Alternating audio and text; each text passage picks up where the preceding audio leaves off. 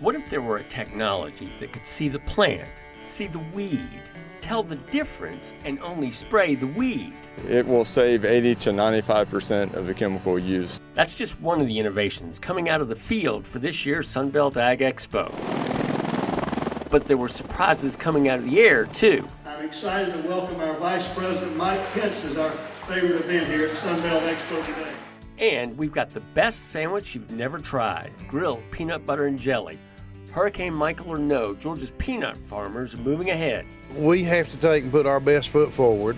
I'm ready. Yeah. The Dogs may be the kings of the SEC East, but let's see how they do against the Gators, Tigers, and Wildcats in a contest that really counts, cow milking. From Moultrie, Georgia, it's the premier farm show in North America, the 2018 Sunbelt Ag Expo.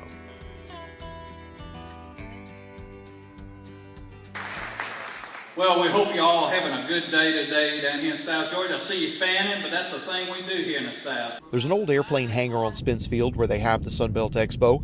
In that hangar, they have a big luncheon where they host dignitaries like Kentucky's Ag Commissioner. Kentucky is also home to my favorite agricultural product, distilled corn, otherwise known as bourbon. But this year, as some of the formalities were being addressed, there was a big rumbling outside the walls, and the building began to shake a little. Arriving via 3 Marine Corps Osprey were the Secretary of Agriculture, Sonny Perdue. You all are the bedrock of American values, culture, and economy. Followed by the Vice President, Mike Pence. The strength of the people of Georgia is inspiring America. Just a week before the Ag Expo, Hurricane Michael ripped through Florida and South Georgia, leaving a path of desolation. We lead the nation in pecan, we lead the nation in peanut production, we're second in cotton, forest products production, we're number 1. We lead in so many things. Unfortunately, Michael is causing us to lead in destruction. I was raised on the Alabama Gulf Coast, so hurricanes aren't something that are brand new to me. I've never seen one this bad this far inland. In Crisp County, which is a long way from Panama City, if you think about it, Cordele, Georgia, man, they got hammered up there. There'll be places around Lake Blackshear that won't have power for a month. Y'all, it's been an incredible week for not all the right reasons. There was serious discussion among Ag Expo leadership as to whether the show would even take place. Our local folks jumped on and said, let's do it. We'll make the resources available. When we got to thinking about it, you know, let's don't give in. Let's pull the show off. Let's be a part of the healing process for farmers to come together to a show that they love and fellowship one with another. The resolve of South Georgia caught the attention of the nation. We had made plans to travel to the region a few days back. And when the team told me that as I was planning to come to Southwest Georgia, that there was an agricultural expo that was still going on, I can't tell you that I was surprised. In the farmer, we see the characteristics and the qualities that really have always made America great. We see faith. We see hard work. We see character. We see resilience. We see everything that I see today looking out. Those farmers flooded into the expo by the thousands this year, lured by the legacy of Sunbelt's 41 years as the premier farm show in North America. We showed computers in 1983. Computers weren't the norm until the early 90s or mid 90s. We showed the biotech seed varieties back in the mid 90s that are the norm now. We showed the GPS guidance yield monitor technology in the late 90s that are the norm on the farm now. This is a launch pad for 2019. We're right in the middle of the 2018 crop with the severity of the problems we're managing right now, but hopefully it is kind of the kickoff for 19 to say, hey, I picked up an idea at Sunbelt. I saw this variety perform well at Sunbelt. Here's a new feature on a piece of farm equipment. I saw that at Sunbelt. It'll prepare us and really launch the business planning aspect of agriculture, which is so very, very important. How much are y'all able to use Sunbelt Expo to come out here and study some of what these equipment companies are doing, but also use this as a test plot of your own? Well, the Sunbelt is a real great partner for us. The Sunbelt Ag Expo, we've been doing work down here for 12 years now, but then to be able to showcase that in front of such a huge crowd here, both for the expo itself, but also for the field days that they do during the summertime, we couldn't ask for a better partner in educating our clientele. Anything that has anything to do with agriculture, you'll find it here at the Sunbelt Expo. Dow Kennedy along with Jamie Ertl. Now, Jamie, you know the weather that controls so much of agriculture. What else do you know? Well, I know I like to eat. Well, that covers about 97% of us in the country that don't farm. Over the next 30 minutes, we'll take folks on a tour to see some of the high-tech equipment and software that helps today's farmers feed not only the nation, but the rest of the world. So stay with us and we'll bring you more from the Sunbelt Expo.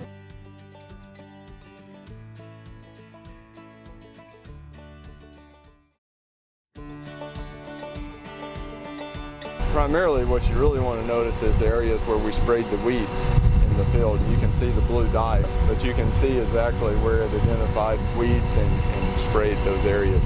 Innovation is one of those great farmer characteristics that Vice President Pence spoke of, and that led us to the technology that had the whole expo talking, called See and Spray. See and Spray is a sprayer that has computer vision systems on it that actually looks at every plant in the field and decides whether it's a crop or a weed, and then it will turn on the sprayer and only spray the weeds, so greatly reducing the amount of chemical and herbicides that we use. So we're talking about like a sniper versus a shotgun blast, much more efficient. Very good analogy, yes, much more efficient and much better for the environment as well, of course. Being able to isolate the weeds and spray those out, cutting down the amount you're spraying. How much of a cost cut are we talking about here? So typically, depending on weed pressure, it will save 80 to 95% of the chemical used compared to a broadcast spray. Better for the environment, better for the consumer. That's the aim of American farmers nationwide. Georgia's hay farmers may someday benefit from the technology, which is still in the development stage. Their crop is growing in importance in the state. From a standpoint of the annual production, we have about 600,000 acres of hay that we produce in Georgia on an annual basis, and that contributes a huge amount to the economy. And then it feeds into our livestock sector, and beef and dairy and the horse sector are in the top 10 of our farm gate values. So it's in total, forage production is about $4 billion worth of economic impact in Georgia. One of the things people may think that if you raise cattle, if you've got livestock, you just grow hay over on the side and it's a no-brainer. It is becoming more of a specialty crop in Georgia, people selling to the cattle folks. Very much so. The commercial hay business here is very large, and the quality that we're selling, some of this is selling for over $300 a ton of dry matter. So it's a huge value to the industry. They're off in the Kentucky Derby. Doubtless some of that hay finds its way to Kentucky, which is featured at this year's Ag Expo. Jamie's got some folks to tell us what they're proud of in the Bluegrass State. We're in the Spotlight State exhibit, and so it's Kentucky this year, and you may have to justify Has won the Kentucky Derby. See what I did there? I did. Maybe why Kentucky is known for its agriculture. Kentucky is very much an agricultural state. It dates back deep in our history, dating back to Daniel Boone with the original settlers bringing livestock and seeds, and we have built on that through many years. Today, we are the largest livestock state east of the Mississippi River. We're very rich in grain production, corn and soybeans, and we're a very large poultry state as well. When you say livestock, I'm thinking obviously horses. You're talking about? I'm talking about beef cattle, and we're a very large beef cattle state. We are also the largest equine state in the United States. We're the horse capital of the world, and also traditionally and still we're the largest burley tobacco producing state in the United States. If anybody's ever been to the Derby, you know that Kentucky knows how to throw a party. So we end this little soiree with a bourbon ball. Cheers! The star of our show today has been Kentucky. And the Kentucky man today is Ryan Quarles. There he is. Kentucky's ag commissioner somehow got snookered into competing in the cow milking contest. And your milk will have a little bourbon in it after we get through.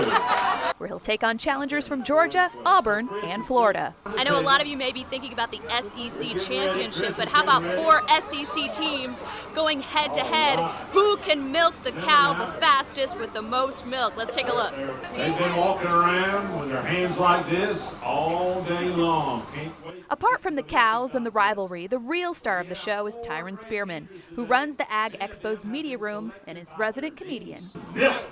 The milkers get to squeezing and pulling, and after one round, the Gators have a slight lead, but maybe they just got a lucky cow. Round 2 may reveal. Another good milk for Georgia there. Woo, looking good. This is Kentucky.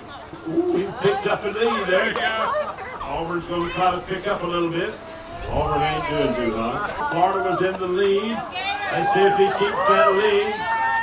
Ooh, yeah! The third round sustains Florida's lead, and the outcome was all but certain as the final squirts hit the bucket. Kentucky. He going to stick with basketball, he said. University of Georgia bringing in his final milking. Ooh, he picked up a little lead there. Here's Auburn coming in with their little bit. Man, his family is starved if they have to drink milk. Florida going all the way to the top. He can't.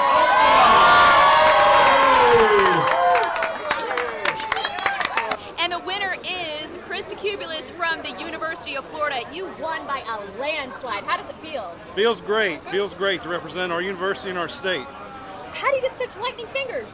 Well, I grew up around cows, and I guess I got big hands, so I think that helps. But it's just a fun competition. I always enjoy being around cows and around nice folks. That may be it for the cows, but we've got more nice folks for you and some grilled PBJ right after this. Now you got to keep your energy level up if you're going to be doing that all day. Before we went any further at the expo, we had to refuel, and that meant a visit to the Georgia Peanut Commission exhibit, where they had perfected the best sandwich you've ever tried, grilled peanut butter and jelly. First PBJ and not the last. How's that sandwich, sir? Which sandwich? What's left of that one? It's doing fine. I know it's just peanut butter, but I'm like, what else is in here? Georgia produces more peanuts than anybody, growing over 40% of America's crop. And peanuts are growing in recognition around the globe for their protein and health benefits, bundled in a food that doesn't have to be refrigerated. We spoke with Peanut Commission Executive Director Don Kaler about the prospects for this year. Don, in a nutshell, excuse the pun, what has this season been like for Georgia Peanuts? You know, we had, we thought, a pretty darn good crop. We didn't have the best planting season because we had delayed plantings on part of what we did. Things were late. We had a real late fall, which was good. We had rain kind of that came in still. We had hot temperatures. Everything looked pretty good. There's a little bit of an unknown right now with Hurricane Michael and about half the crop that wasn't harvested. So that's a big issue for us.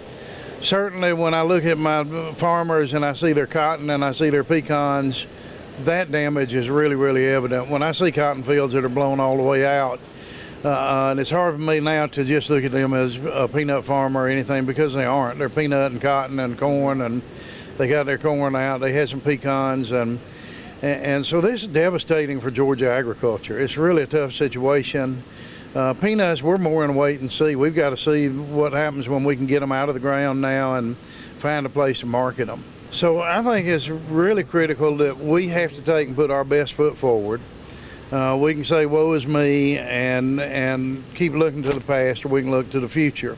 We had Vice President Pence that came down with Sonny Perdue, and all these folks are here. And Pence made a telling comment. He said, when they told me that there was this big farm show, and that they were still going to have it, I wasn't surprised because that's what farm people are all about. And that's what we're all about. We got to take and be optimistic. We've got to look at everything we can to try and help these farmers. We've got to spend time in Washington with, with looking at disaster money. We're going to need it. We need disaster money for these farmers. The Expo is such a unique opportunity for county agents. And the Ag Expo put its best foot forward earlier this year with their field day tour.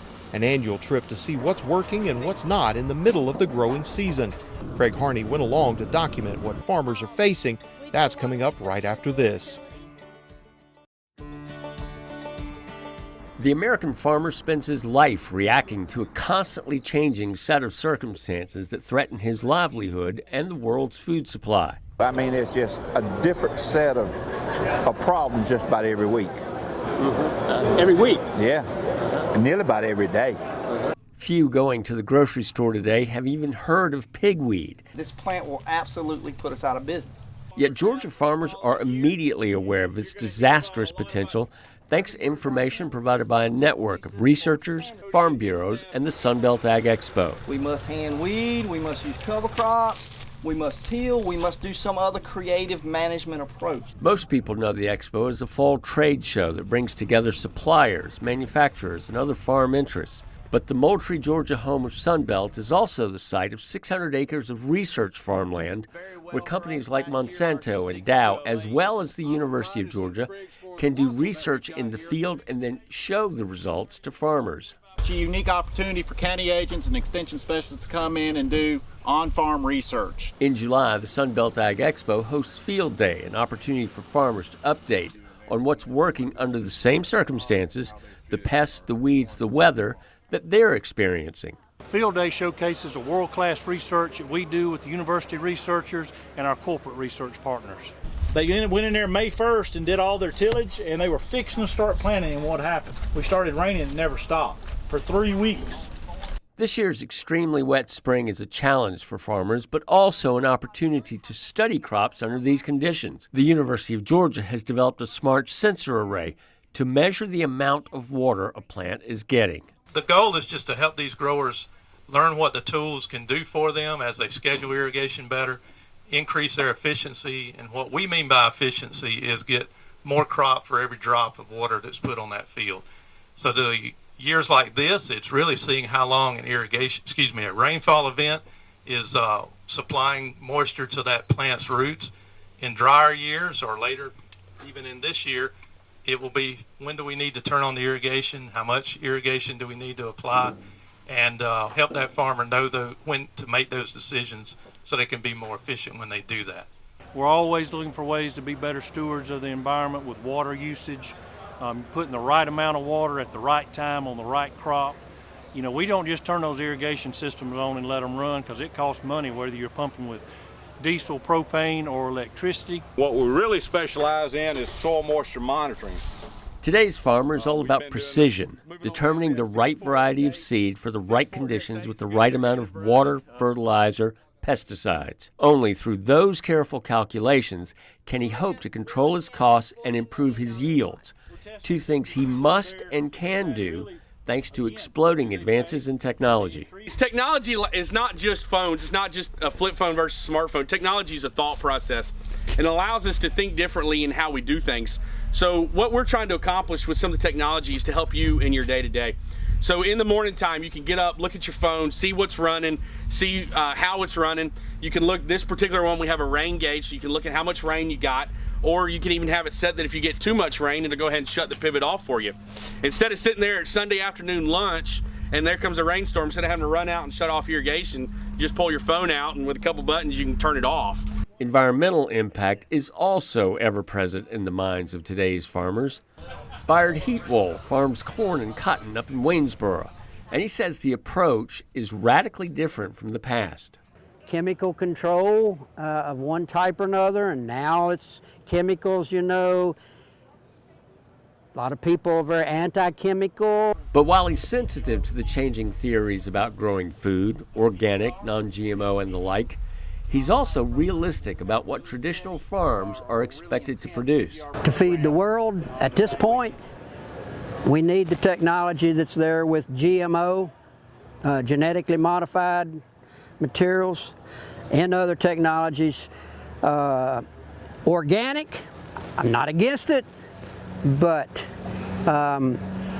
if we were to switch worldwide to organics, the starvation would be so great that there'd be a lot more people dying than any possible problems from some of these other technologies.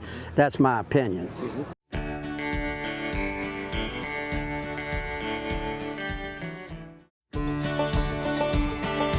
There's always more to see at the Sunbelt Ag Expo, and Jamie and I are going to pack in as much as we can before we head back home.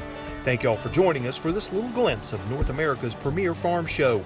We'll see you later on The News and again next year at the Sunbelt Ag Expo.